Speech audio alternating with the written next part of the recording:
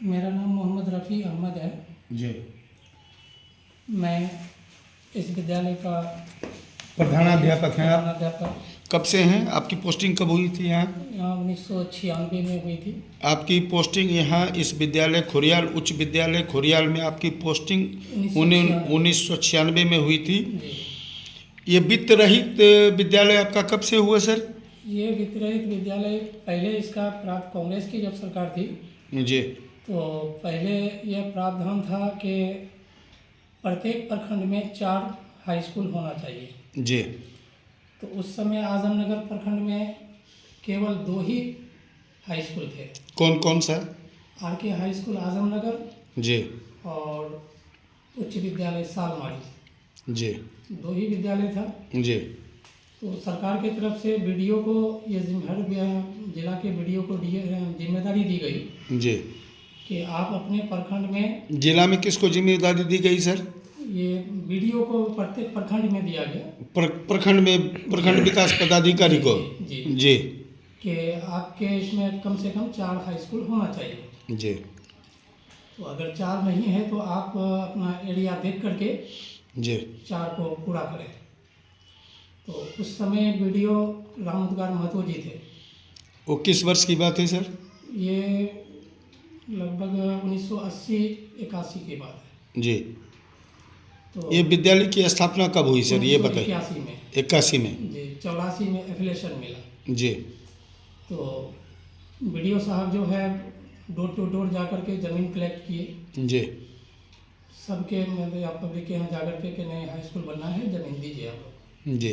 तो बड़ी मेहनत से वो बहुत लगनशील व्यक्ति थे वो। जी। BDO साहब बहुत अच्छे विचार के थे। जी। तो उन्होंने डोर टू डोर जा कर के ज़मीन कलेक्ट की और इस स्कूल की स्थापना की वो अपने से। जी। और इसके अध्यक्ष वही रहे थे, प्रखंड विकास पदाधिकारी स्वयं? जी। जी। तो इस तरह से हाई स्कूल चलने लगा। बहुत सब कोई दिलो जान से इस पर मेहनत करने लगे। जी। 1984 में इसको एफिलिएशन मिला। 84 में? जी। जी। 11/7/1984 को इसको एफिलिएशन मिला। तो सुचारू रूप से विद्यालय चलने लगा BDO साहब की देख रेख में।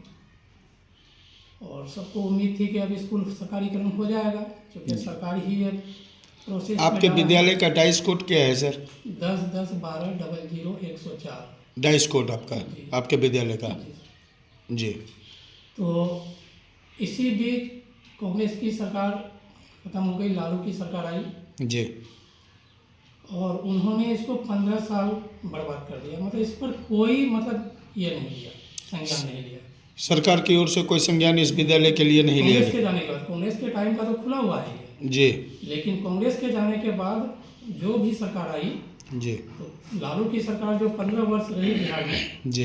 तो सबसे ज़्यादा उन्होंने ही इसको बर्बादी के कगार पर ले गया, राजद की सरकार जी। में? उसके बाद जो NDA की सरकार बनी, जी। नीतीश जी जब आए, जी। तो इन्होंने ये किया कि नहीं इसको जो है ये करना होगा। तो उन्होंने 2007-8 से अनुदान देने की बात कहा कि बच्चों की उत्तीर्णता के आधार पर हम अनुदान देंगे अभी, जी। बाद में इस पर हम विचार करेंगे। जी। तो परफॉर्मेंस बेस्ड पे इसको अनुदान 2008 से देना शुरू किए। जी।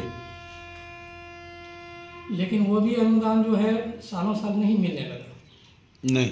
1 साल दिया, फिर 2 साल, 3 साल, 4 साल गैप कर दिए। तो यहाँ जो शिक्षक काम कर रहे थे, जी। जैसे 1 साल का अनुदान उनको दिया गया, जी। तो 1 साल के बाद दूसरा साल वो जो काम कर रहे थे तो बिना अनुदान के ही काम कर रहे बिना हैं? अनुदान के। फ्री सेवा? जी, फ्री सेवा। और मतलब उम्मीद पे कि मतलब आज हो कल हो, मतलब सरकारीकरण हो जाएगा तो हम लोगों का भी लाइफ सेटिंग हो जाएगा, जी। इसी उम्मीद। जब आपके विद्यालय का डाइस कोड आ गया तो वो सरकारीकरण हो गया सर?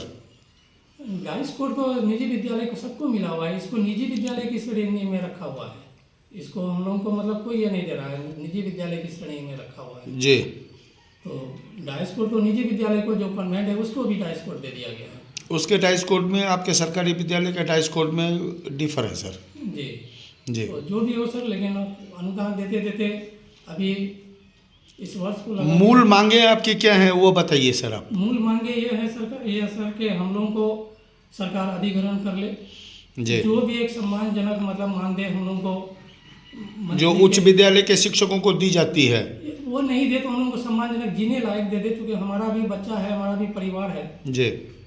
तो आज जो हमारे यहाँ जांच में आए थे 27 सितंबर को, कहाँ से आए थे सर? पटना से आए थे IAS अधिकारी रमेश चंद्रा जी। क्या नाम था उनका? रमेश चंद्रा जी। रमेश चंद्र राजी। नहीं, रमेश चंद्र जी। रमेश चंद्र जी। जी, वो वो assistant पटना डायरेक्टर हैं। Assistant director Patna. Research and training centre के। जी।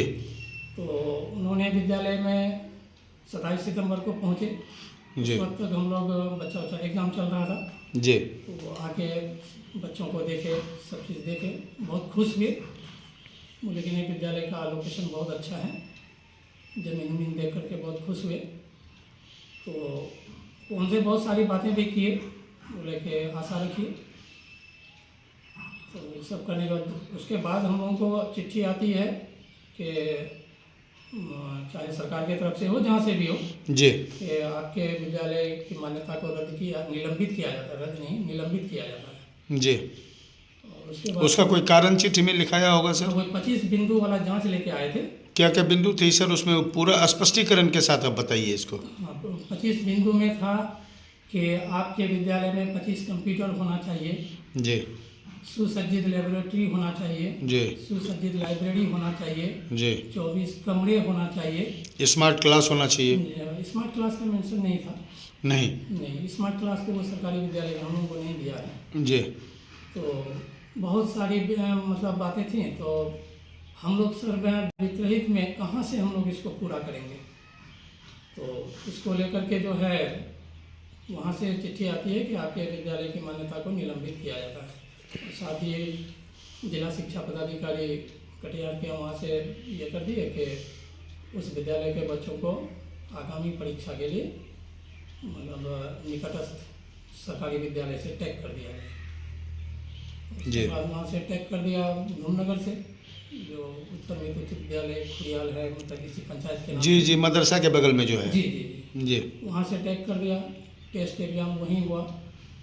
हम लोगों को बहुत दुख हुआ इस चीज़ का कि मौका देते हम लोगों को, लेकिन ऐसा कुछ नहीं हुआ। यहाँ का जो लोकेशन है, आपके विद्यालय परिक्षेत्र की जो स्थिति है, जी इस परिस्थिति के अनुसार आपको सरकारी मान्यता मिलनी चाहिए, जी सर, उचित मानदेय मिलनी चाहिए। जी सर। आपके यहाँ कितने शिक्षक हैं?